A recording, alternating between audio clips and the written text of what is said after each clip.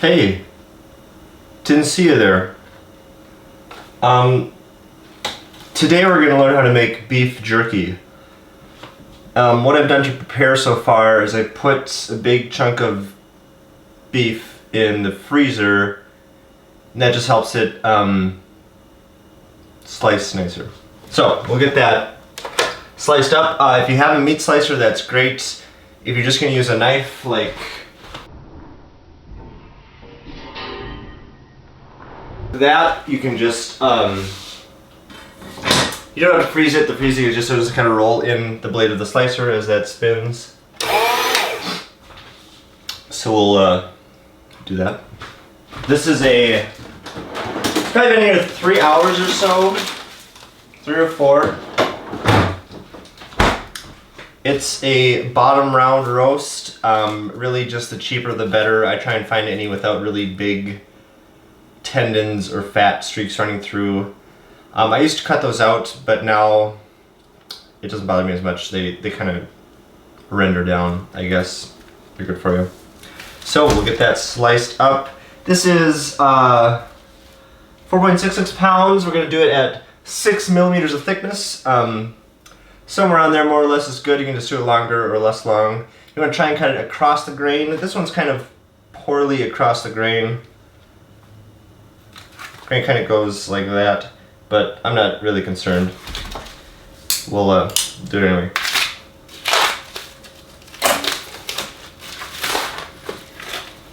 Then also as it freezes, they usually come in these foam dishes, so the top part usually stays pretty squishy. It's quite a bit of fat. We might cut that off. But anyway, see, so counter to logic, actually if I do this it would be better.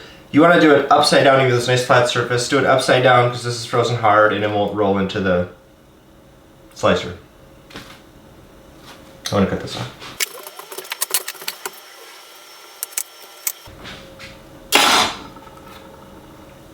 If you feed the birds, they'll love that.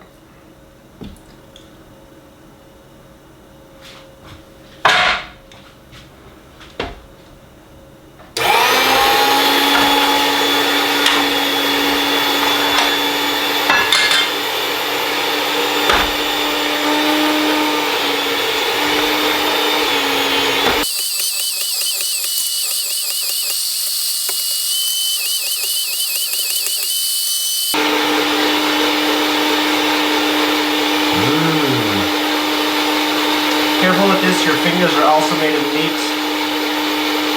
I'm gonna keep those. Usually I have a little weird shaped piece at the end and it's kind of a moral dilemma. Do I throw it away? Do I try and cut it with a knife? Do I let it go in there and knock it all the way dry? Anyway, I think I'll just put it on there. Now for seasonings. Also really important to have your meat touch your cord because it makes cleaning a lot more fun and it's the genuine experience. Stuff you don't get when you buy it in the store.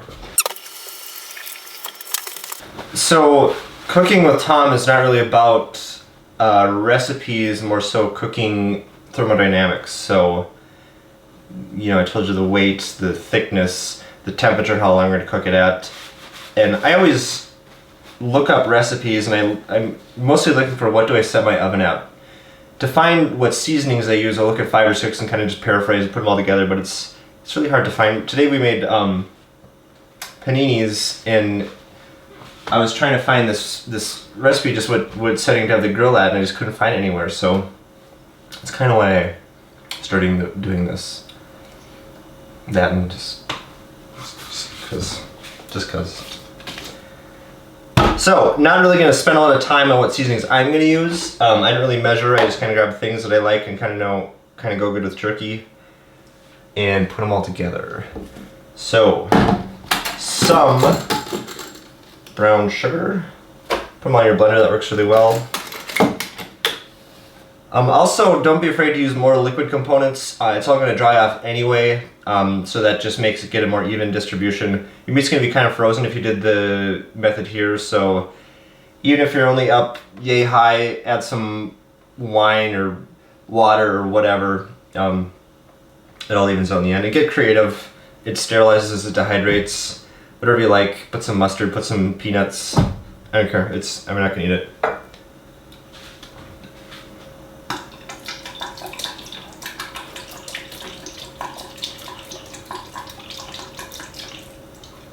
Red wine vinegar. Worcestershire sauce.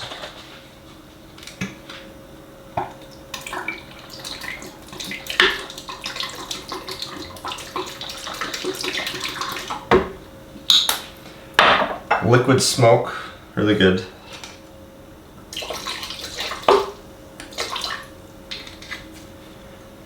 Balsamic vinegar.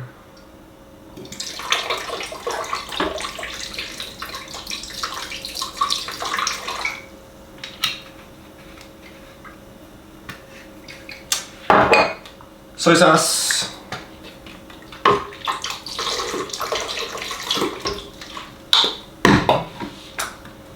A lot. I use a lot of pepper, just because I like it.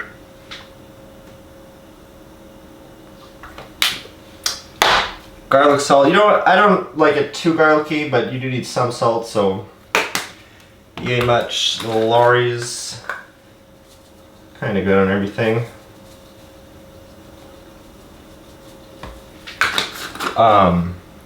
Sriracha.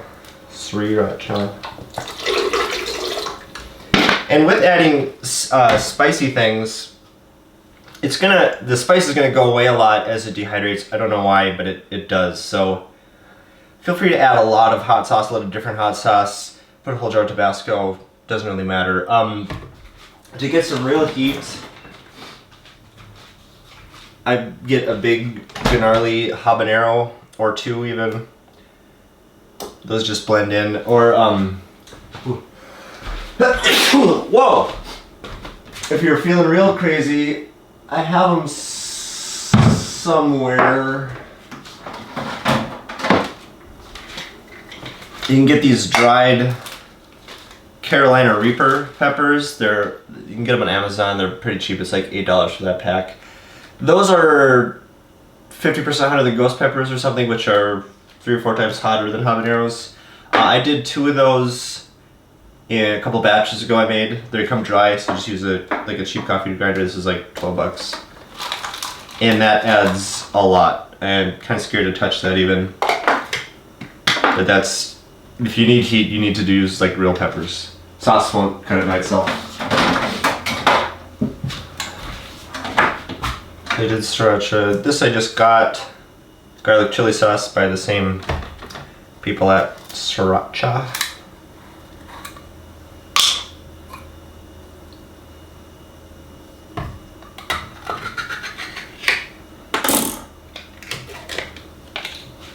Supposedly good on wings.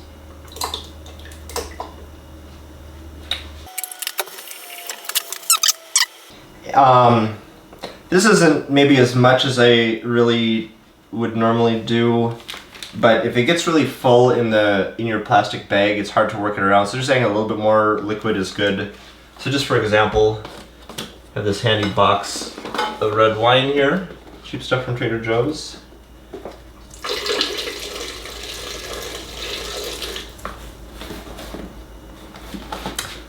Put that in there as well.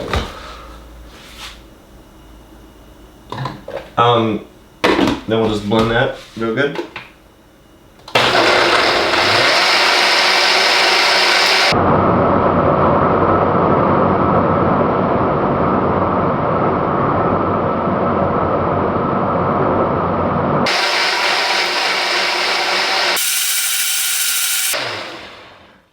It always ends up kind of looking barf-like this, but it smells really good. And another thing, when you first grind your chili pepper, especially left the seeds in there, parts of that will just kick up to the top, and you'll get one little bit here and there, seeds especially, I think, and that's hot. I mean, that could be fun for you or whatever, but just something to consider. I think I'm just gonna leave it. Okay, then put all your meat in the bag. Kind of smush it around. So usually I'll come home from work and get one of these there, leave it in the freezer for a few hours. Slicing and mixing it up just takes a few minutes. Leave that to marinate the next day. Takes usually 4 to 4.5 hours of dehydration time. Really easy to set up. So it is kind of a 2-day process, but not a lot of work. So just put this in the bag, put that in there, swash it around, put it in the fridge, and not worry about it until tomorrow. Another thing that may or may not be of interest is sometimes you'll get pieces that if they're like, right when they come off, if they're stuck together, it won't really get in there very well. So if you're real particular, you can just put them in a piece at a time. I'm not really, so I'm just gonna throw them in here. And then again, if you get these big fat corners here, that'd be a good time to trim them off. You can just pull them off maybe, or it's pretty tough. Don't have to, but can.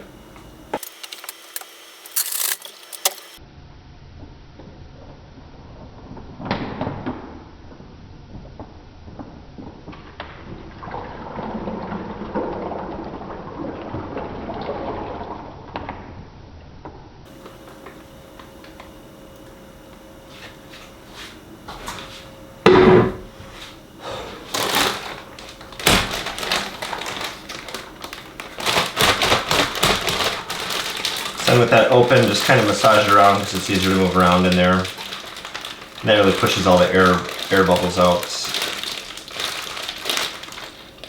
And again, with that soaking thing, it's going to sit in there 12, 24 hours or somewhere in between. It's going to soak through. It's not really a big deal. I really don't get the pepper and the coarse stuff on each piece, but it all tastes pretty much the same. And again, you can see all that liquid. This one didn't turn out bad, but it's not really pulling up at the top, so it's just good to add a little bit of extra liquid seasonings.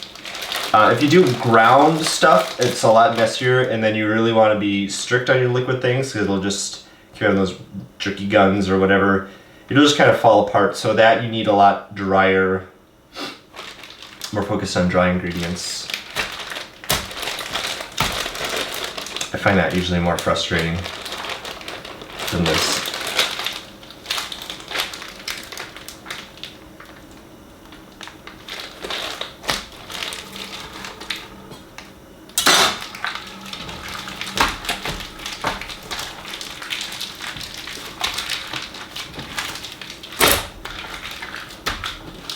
End up with something like that in the fridge, clean out.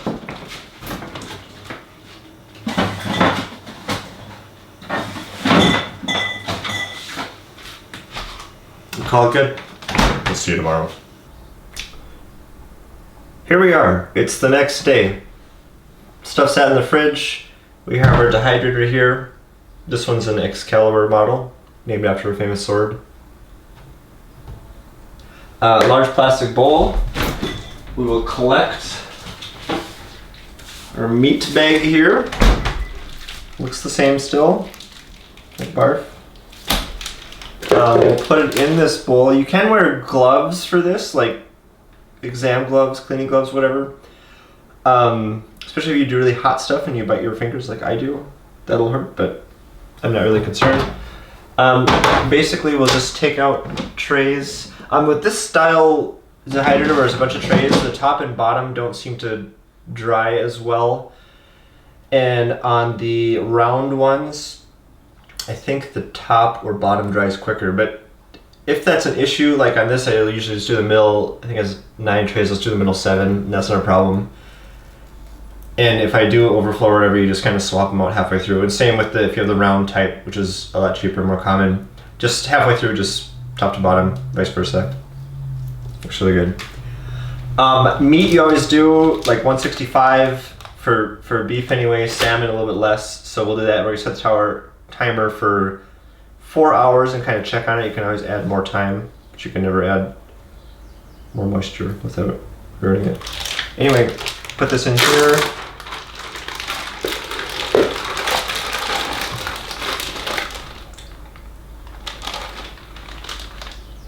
Smells really good.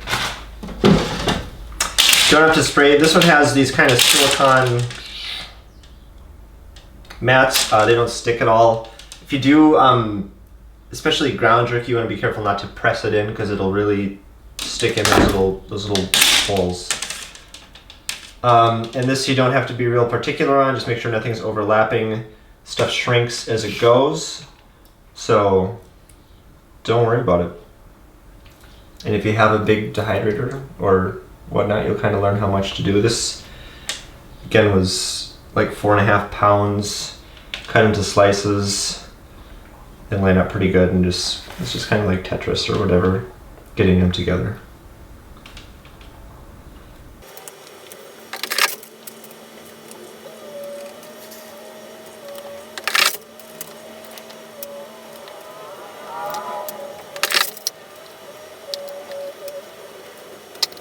Okay, looks like that just had 4 trays worth, so probably could have done more, but whatever. This is that thicker end piece as aforementioned. We'll put that in the front, keep an eye on that, maybe let it go a little longer or whatever. Another thing I want to mention, if you want to make some spicier after you mix it together, it's really easy to just grab some out, put it in a smaller bag, or mix in some more peppers or whatever, and kind of have a more spicy kind.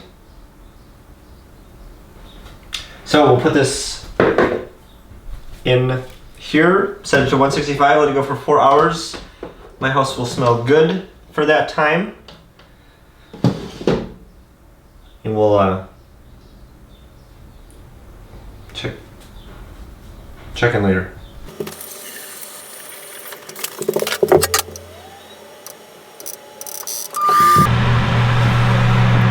1 hour.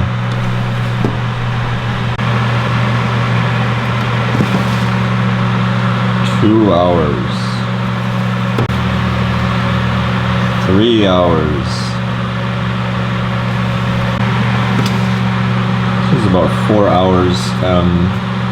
It still squishes when you squeeze it. That's a bad sign. So we'll let this go a little bit longer. Get some girth right there. That oil does pool up like that. That's okay. It's just melted fat, but it will leave a gross white mark in your bag when you put it at the end, but it's not bacteria, it's just oil. Okay, it's been a little over 5 hours, and our jerky's done. It was overdone when I did it last time, but what you want to see is right there. That'll focus. Come on. In the corner where it gets kind of dry and sort of powdery looking, that's done. All the oil is just from the fat. I didn't trim any out. Now it's still all hot. It just shut off. You want to let it sit and kind of evaporate. If you put it in a bag, it'll condensate and kind of drip and get other spots wet. And then another thing is how it looks dry there, and it's still kind of a little squishy further back. That tends to even out in the bag, so just let it sit for a day or so, or even overnight, and it'll be just fine. But yeah, that's about it. If you have any vegetarian friends, don't feed them this.